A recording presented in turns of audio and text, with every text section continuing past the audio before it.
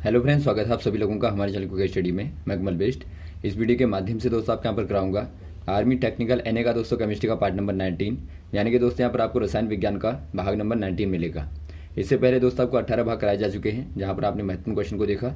आज भी दोस्तों यहाँ पर आप खास क्वेश्चनों को देखेंगे जो बार बार पूछे गए हैं, तो आराम से आप वीडियो को देखें शुरू से लेकर आखिर तक, और जो भी क्वेश्चन यहाँ पर मिलते हैं सारे क्वेश्चनों को लगातार आप कॉपी और पेन लेके दोस्तों नोट करते रहेंगे। तो देखिए शुरू करते हैं, क्वेश्चन को आराम से आप देखेंगे।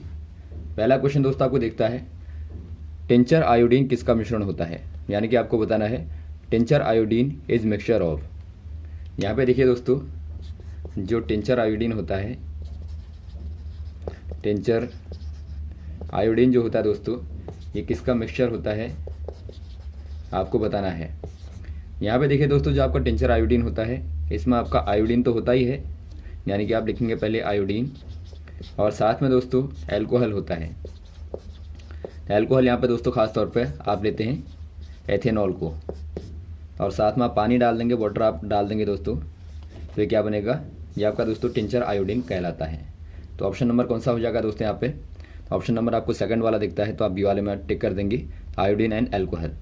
और ये दोस्तों यहाँ पे क्या कार्य करता है, यह एक प्रकार से एंटी सेप्टिक का, यानी कि दोस्तों प्रतिरोधी का कार्य करता है, एंटीसेप्टिक का कार्य करेगा। तो यहाँ पर आप याद रखेंगे।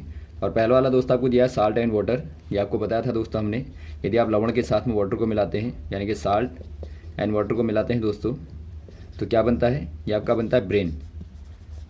और वैसे यहाँ पर आपको जो फोर्थ वाला दिया है सल्फर एंड कार्बन डाइसल्फाइड, यदि आप दोस्तों सल्फर को कार्बन डाइसल्फाइड में मिलाते हैं तो क्या बनता है, यदि आप सल्फर को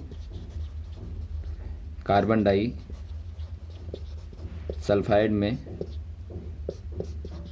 मिलाएंगे दोस्तों, तो यह एक प्रकार से देता है हेट्रोजीनियस सॉल्यूशन, जो कि दोस्तों टिंडल इफेक्ट को दिखाता है। आप जानते हैं दोस्तों टिंडल इफेक्ट क्या होता है, जहां पर आपको प्रकाश में धूल के कण तैरते हुए दिखाई देते हैं। यानी एक प्रकार से आप जब देखते हैं दोस्तों वायु में, तो वहाँ पर यदि प्रकाश को आप डालेंगे तो वहाँ पर अंधेरे में क्या देखते हैं, आपको प्रकाश के यहाँ पे कण चमचमाते हुए देखते हैं, यानी कि दोस्तों आपको धूल के कण एक प्रकार से प्रकाश को परावर्तित करते हुए दिखाई देते हैं। तो इसी को आप टिंडल इफेक्ट कहते हैं। और ये दोस्तों काहे में होता है, ये आपका कोलाइडल सॉल्यूशन में होता है, यानी दोस्तों यह एक प्रकार से क्या बनाता है, कोलाइडल सॉल्यूशन बनाता है, यानी कि कोलाइडी विलियन को बनाता है। तो यहाँ पर जो आंसर होगा दोस्तों ऑप्शन नंबर हो जाएगा बी वाला, आयोडीन और एल्कोहल। नेक्स्ट क्वेश्चन देखिए दोस्तों, निम्न में किस धातु का प्रयोग गैल्वेनिक आयरन में किया जाता है, यानी कि आपको बताना है which of the following metals is used to galvanic iron. यहाँ पे देखिए दोस्तों, जो आपका गैल्वेनाइज आयरन होता है, गैल्वेनाइज आयरन जो होता है, यानी कि दोस्तों आप जब लोहे पे जो आयरन होता है दोस्तों, इसके ऊपर एक परत चढ़ा देते हैं, इसी को आप कहते हैं गैल्वेनीकरण। यदि आप देखें दोस्तों आयरन को यदि आप एयर में रख दें, यानी कि दोस्तों आप खुले में रख दें, तो वहाँ पर एयर और H2O के साथ में रिएक्शन करने के बाद दोस्तों आयरन पे क्या होता है, एक प्रकार की रस्टिंग हो जाती है, यानी कि जंग लग जाता है। और जंग लगने से क्या होगा दोस्तों, आयरन यहाँ पे डैमेज होता है। तो इसीलिए दोस्तों जंग से बचाने के लिए आप क्या करते हैं, इसको एक प्रकार से गैल्वेनाइज कर देते हैं, यानी कि इसके ऊपर दोस्तों जिंक की एक परत को चढ़ा देते हैं। तो यहाँ पर आप कह देंगे दोस्तों आयरन को यदि आप गैल्वेनाइज करना है तो यहाँ पर आप जिंक का यूज़ करते हैं। तो ऑप्शन नंबर देखिए आपको दिया है जिंक यहाँ पे सी वाले में, तो आप सी वाले में टिक कर देंगे। नेक्स्ट क्वेश्चन देखिए दोस्तों, in isotopes the number of neutron are. यहाँ पे देखिए दोस्तों, यदि आप बात करें आइसोटोप की, आइसोटोप्स क्या होते हैं दोस्तों, हिंदी में आप इनको समस्थानिक बोलते हैं। समस्थानिक में कहलाता, यहाँ पे पूछा गया है जो नंबर ऑफ न्यूट्रॉन होते हैं, नंबर ऑफ न्यूट्रॉन्स, यानी कि न्यूट्रॉनों की जो संख्या होती है दोस्तों, न्यूट्रॉन संख्या जो होती है वो कैसी होती है आपको बताना है, वो सेम होती है या डिफरेंट होती है, या सेम और डिफरेंट दोनों होती है, या कोई नहीं।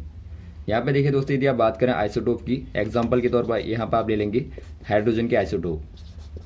हाइड्रोजन के यदि आप आइसोटोप लें दोस्तों, तो पहला आपका होता है प्रोटियम। यदि आप प्रोटियम की बात करें तो ये आपका दोस्तों 1H1 होता है, यानी कि यहाँ पर आप देखेंगे नंबर ऑफ इलेक्ट्रॉन 1 होता है, नंबर ऑफ प्रोटॉन देखेंगे 1 होता है, और यदि आप बात करें दोस्तों नंबर ऑफ़ न्यूट्रॉन, तो यहाँ पर दोस्तों 0 होता है, यानी कि न्यूट्रॉन दोस्तों यहाँ पे पहले वाले में नहीं होता। और आप सेकंड वाला देखें दोस्तों, प्रोटियम के बाद आपका आता है ड्यूटेरियम। ड्यूटेरियम में आप देखते हैं दोस्तों, यहाँ पर आपका 1s2 होता है, यानी कि दोस्तों यहाँ पर आपका नंबर ऑफ़ इलेक्ट्रॉन 1 होता है, नंबर ऑफ़ प्रोटॉन 1 होता है, लेकिन नंबर ऑफ़ न्यूट्रॉन जो होता है दोस्तों वो भी यहाँ पर ड्यूटेरियम के केस में 1 होता है। यानी कि यहाँ पर आप देखते हैं दोस्तों पहले वाले में 0 था और बाद वाले में 1 हो गया। तो यहाँ पर आप क्लियर देखते हैं नंबर ऑफ़ जो न्यूट्रॉन होते हैं दोस्तों आइसोटोप में, वो क्या होते हैं, डिफरेंट होते हैं। तो यहाँ पर दोस्तों आप बी वाले ऑप्शन में टिक कर देंगे, यानी कि डिफरेंट होते हैं, यानी कि अलग अलग होते हैं।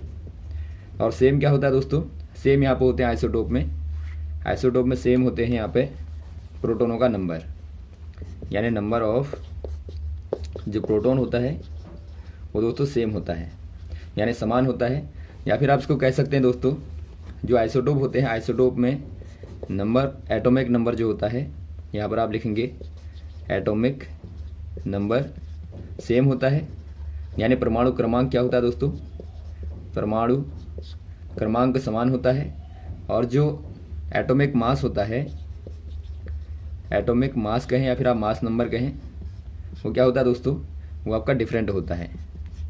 तो ये आप याद रखेंगे, एटॉमिक मास दोस्तों अलग अलग होता है आइसोटोप में और नंबर सेम होता है।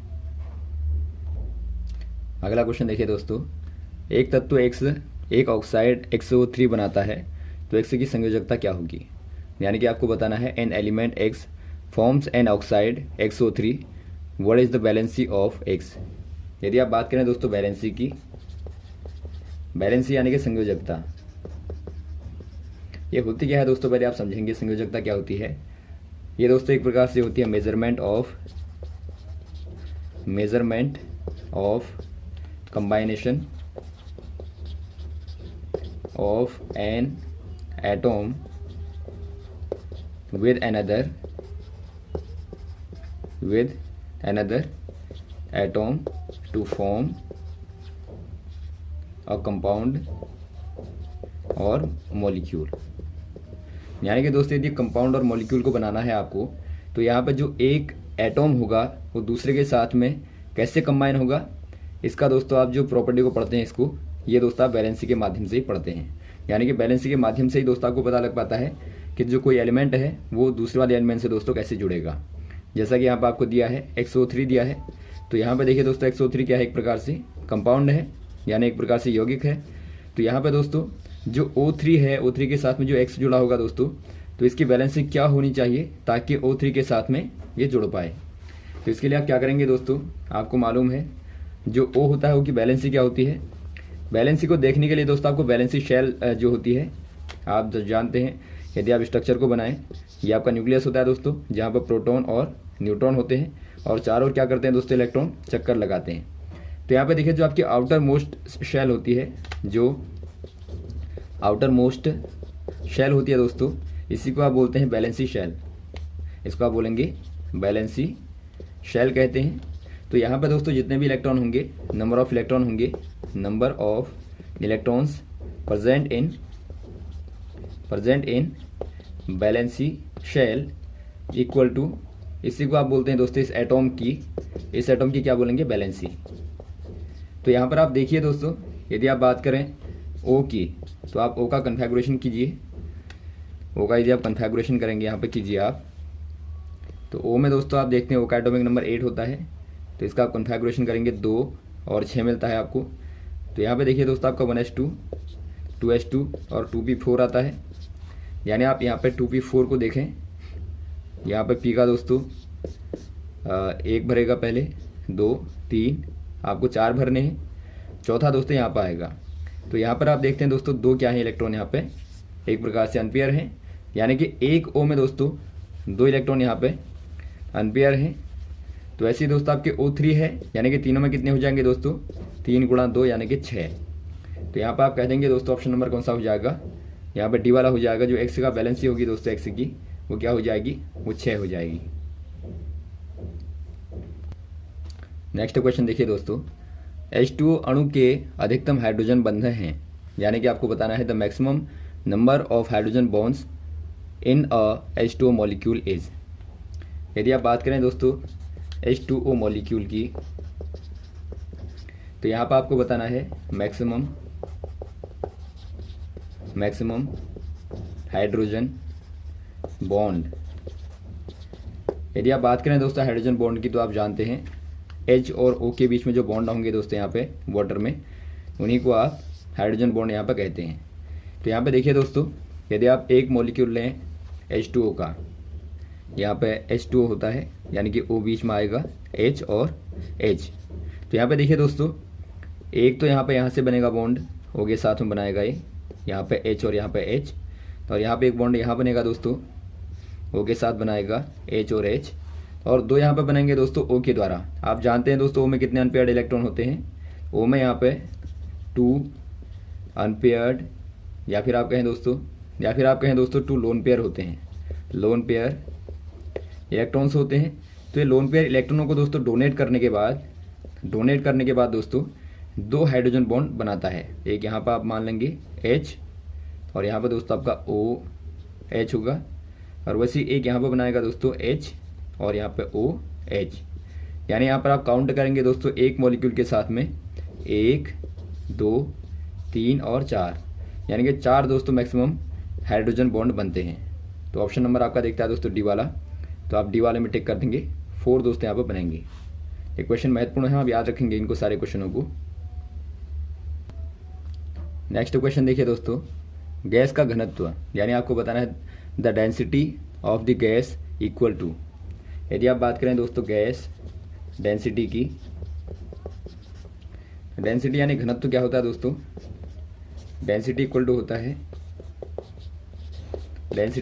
दोस्तों मास अपॉन वॉल्यूम, यानी कि द्रव्यमान बट्टे आयतन को ही दोस्तों आप क्या बोलते हैं, घनत्व कहते हैं। अब यहाँ पे देखिए दोस्तों, बात करें आप गैस की, तो आप गैस के लिए जानते हैं दोस्तों, आइडल गैस के लिए आप जानते हैं PV इक्वल टू RT होता है। यानी कि यहाँ से यदि आप आयतन को निकालें दोस्तों, तो V इक्वल टू क्या हो जाएगा, RT अपॉन P हो जाएगा। तो यहाँ से दोस्तों आप वॉल्यूम के स्थान पे यहाँ पर V का मान रख देंगे, और मास को आप M रखेंगे, और वॉल्यूम की जगह पर आप ये रखेंगे। तो देखिए क्या मिलता है आपको यहाँ पर, डेंसिटी इक्वल टू क्या मिलेगा आपको, बराबर मिलेगा दोस्तों, मास के लिए M रखेंगे और वॉल्यूम की जगह पर आप रखेंगे RT बट्टा P है दोस्तों, P आपका ऊपर चला जाएगा। तो यहाँ पर आप देखते हैं क्या मिलता है आपको, डेंसिटी इक्वल टू MP बट्टा RT। तो ऑप्शन नंबर दोस्तों आपको बी वाला देखता है, MP बट्टे RT। तो गैसों के लिए यही दोस्तों आपका डेंसिटी का मान हो जाएगा। तो ऑप्शन नंबर आप बी वाले में टिक कर देंगे। अगला क्वेश्चन देखिए दोस्तों, निम्न में कौन सा उत्प्रेरक ताप परिवर्तन के प्रति संवेदनशील है। यानी कि आपको बताना है which of the following catalyst is sensitive to temperature change. दोस्तों यहाँ पर देखिए आपको बताना है, पहले आप यहाँ पर समझेंगे कैटलिस्ट को, यानी इसे आप हिंदी में दोस्तों बोलते हैं उत्प्रेरक। ये क्या कार्य करता है दोस्तों, ये केमिकल रिएक्शन का रेट यानी कि दर को दोस्तों क्या करता है, चेंज करता है, यानी उसे दोस्तों बढ़ाता है या फिर घटाता है। तो ये आपका दोस्तों कैटलिस्ट होता है। इनके द्वारा दोस्तों क्या होता है, जो रिएक्शन की या फिर आप कहें रिएक्टेंटों की जो दोस्तों एक्टिवेशन एनर्जी होती है, एक्टिवेशन एनर्जी जो होती है दोस्तों, या फिर आप कहें सक्रिय ऊर्जा जो होती है, उसको दोस्तों क्या कर देते हैं, उसके मान को यहाँ पे कम कर देते हैं, और बाद में रिएक्शन यहाँ पर आराम से हो पाती है। तो यहाँ पर जो पूछा गया है दोस्तों, आपको टेम्परेचर का इफेक्ट पूछा गया है। कैटलिस्ट दोस्तों मेनली देखिए 2 प्रकार के होते हैं, यहाँ पर आप ध्यान देंगे 2 प्रकार के होते हैं। एक दोस्तों आपके ऑर्गेनिक होते हैं, ऑर्गेनिक यानी कि दोस्तों कार्बनिक आप कहेंगे। कार्बनिक में कौन से आएंगे दोस्तों, इसमें आपके आते हैं खासतौर पर एंजाइम। आप जानते हैं दोस्तों एंजाइम क्या होते हैं, एक प्रकार से बायो कैटलिस्ट होते हैं, जो कि हमारे शरीर में दोस्तों बॉडी में पाए जाते हैं। एंजाइम जो होते हैं ये दोस्तों खासतौर पर सारे के सारे क्या होते हैं, प्रोटीन होते हैं, यानी कि प्रोटीन से ही मिलके दोस्तों एंजाइम बने हैं यहाँ पे। और वैसे ही आप यहाँ पे देखेंगे सेकंड वाले होते हैं दोस्तों आपके इनऑर्गेनिक मतलब जो अकार्बनिक होते हैं। अकार्बनिक यानी कि दोस्तों जिनमें कार्बन नहीं होता, ये दोस्तों खासतौर पर मेटल होते हैं। मेटल के तौर पर दोस्तों आप देखते हैं खासतौर पर दोस्तों यहाँ पे डी ब्लॉक के एलिमेंट होते हैं यहाँ पे। यदि आप देखें आयरन को, या फिर दोस्तों आप निकल को देखें या प्लेटिनम को देखें, ये सारे क्या हैं दोस्तों एक प्रकार से ये आपके दोस्तों क्या है, मेटल वाले कैटलिस्ट कहलाते हैं। तो यहाँ पे देखिए दोस्तों, जो टेम्परेचर का इफेक्ट होता है ख़ासतौर पे मेटल पे दोस्तों, मेटल पे बहुत ज़्यादा नहीं पड़ता है। यानी आप मेटल थोड़ा टेम्परेचर को चेंज करेंगे तो इससे मेटल पे बहुत ज़्यादा प्रभाव नहीं पड़ता है। लेकिन यहाँ पे दोस्तों आप बात करें प्रोटीन की, तो जो प्रोटीन होता है दोस्तों वो आपका हाई टेम्परेचर पे जो प्रोटीन होता है, प्रोटीन क्या होता है दोस्तों, ये आपका डी नेचुरेट हो जाता है, यानी इसका दोस्तों डी नेचुरेशन हो जाता है, या फिर आप कहें दोस्तों ये ब्रेक हो जाते हैं, अलग अलग हो जाएंगे। तो यहाँ पर आप देखते हैं दोस्तों, जो एंजाइम होते हैं वो आपके प्रोटीन से मिलकर बने होते हैं, तो इनका डिनेचुरेशन होगा, तो इससे क्या होगा दोस्तों, एक प्रकार से इन पर पूरा प्रभाव पड़ेगा। तो यहाँ पर आप कह देंगे दोस्तों, जो एंजाइम होते हैं उन पर टेम्परेचर का इफेक्ट पड़ता है। तो ऑप्शन नंबर आप डी वाले में टिक कर देंगे। अगला क्वेश्चन देखिए दोस्तों, किसका कैलोरी मान अधिकतम होता है, यानी कि आपको बताना है which has maximum calorific value. यदि आप बात करें दोस्तों कैलोरीफिक वैल्यू की, कैलोरी क्या होती है दोस्तों, पहले आप समझेंगे कैलोरी क्या है। ये दोस्तों एक प्रकार से जो हमारे शरीर में ऊर्जा होती है दोस्तों, बॉडी में ऊर्जा होती है, एनर्जी होती है। तो एनर्जी का मेजरमेंट किस में होता है दोस्तों, एनर्जी का मेजरमेंट दोस्तों या तो आप जूल में करते हैं, और जो खासतौर पर फूड वाली एनर्जी होती है दोस्तों, इसको आप मेजर करते हैं कैलोरी में। तो यहाँ पे देखिए आपको बताना है कि जो सर्वाधिक कैलोरी प्राप्त होती है वो किससे प्राप्त होगी, आपको बताना है। पहला दोस्तों आपको फैट दिया है, सेकंड वाला आपको प्रोटीन दिया है, और थर्ड वाला आपको कार्बोहाइड्रेट, और फोर्थ वाला दोस्तों आपको एमिनो एसिड दिया है। यहाँ पे देखिए दोस्तों, जो फैट होती है, फैट से हमें सर्वाधिक कैलोरीफिक वैल्यू प्राप्त होती है। यदि आप बात करें दोस्तों फैट की, तो फैट में दोस्तों हमें 1 ग्राम फैट से दोस्तों अप्रोक्सीमेटली 37 किलो जूल यहाँ पे एनर्जी प्राप्त होती है। यानी आप कह सकते हैं दोस्तों 37 किलो जूल पर ग्राम दोस्तों आपको फैट से प्राप्त होती है ऊर्जा। और वैसे आप बात करें प्रोटीन की दोस्तों सेकंड नंबर में, तो प्रोटीन से लगभग हमें दोस्तों 17 किलो जूल एनर्जी प्राप्त होती है पर ग्राम से। तो यहाँ पर आप कह देंगे दोस्तों सर्वाधिक आपको किससे मिलती है, आपको सर्वाधिक एनर्जी दोस्तों फैट से मिलती है, यानी कि वसा से दोस्तों प्राप्त होती है। यानी वसा से दोस्तों आपको सर्वाधिक कैलोरीफिक वैल्यू प्राप्त होती है। अगला क्वेश्चन देखिए दोस्तों, which metal is not attacked by environment. यदि आप बात करें दोस्तों कौन सा वाला मेटल, मेटल यानी कि धातु नेचर में दोस्तों, नेचर में एक प्रकार से या फिर आपके इन्वायरमेंट में दोस्तों अटैक नहीं होती, यानी कि दोस्तों इन्वायरमेंट से उस पर प्रभाव नहीं पड़ता है, कौन सी वाली धातु है आपको बताना है। यहाँ पे देखिए दोस्तों आपको गोल्ड दिया है, आयरन दिया है, कॉपर दिया है और सिल्वर यहाँ पे दिया है।